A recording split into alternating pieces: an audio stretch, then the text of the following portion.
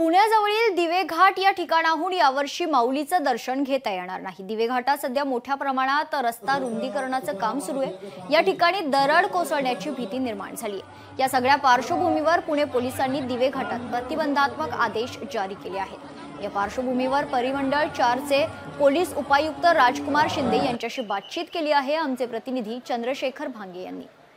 पुण्यातील दिवे घाट या ठिकाणाहून या वर्षी माऊलीचं दर्शन वारकऱ्यांना घेता येणार नाही। त्या ठिकाणी रस्ता रुंदीकरणाचं काम सुरू असल्यानं पोलिसांनी प्रतिबंधित आदेश जे आहेत त्या ठिकाणी लागू केलेले आहेत। आणि या सगळ्या विषय बोलण्यासाठी परिमंडळ 5 चे उपायुक्त डॉक्टर राजकुमार शिंदे सर आपल्या समोर आहेत। सर, या वर्षीचं दिवे घाटचं नियोजन कसं असणार आहे?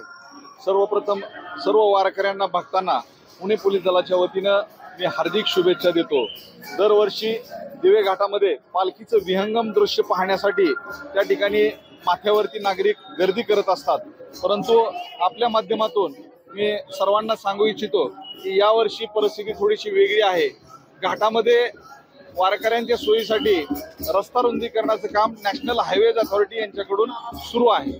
त्यामुळे त्या ठिकाणी बऱ्याच ठिकाणी डोंगर कापलेला आहे, बऱ्याच ठिकाणी मुरुम माती पडलेली आहे। आम्ही ती सर्व ठीकठाक करून घेतलेली आहे। तरी सुद्धा हवामान खात्याने दिलेल्या अंदाजानुसार पुढील 48 तासात मुसळधार वृष्टी पावसाची त्या ठिकाणी शक्यता वर्तवलेली आहे।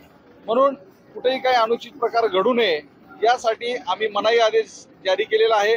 त्या ठिकाणी लोकांना माथ्यावरती जाऊन फोटो बनवणं, रील्स बनवणं, त्या ठिकाणी थांबणं हे कृत्य यावर्षी करता येणार नाही। दिवे घाट हा सध्या अत्यंत धोकादायक घाट झालेला आहे। त्या ठिकाणी नागरिकांनी कोणत्या पद्धतीचे प्रवेश करून त्या ठिकाणी फोटो काढू नये असं आवाहन परिमंडळ 5 चे पोलीस उपायुक्त राजकुमार शिंदे साहेबांनी केलेलं आहे। लोकशाहीसाठी चंद्रशेखर भांगे, पुणे। लोकशाही मराठी ऐका, पहा, जागरूक रहा।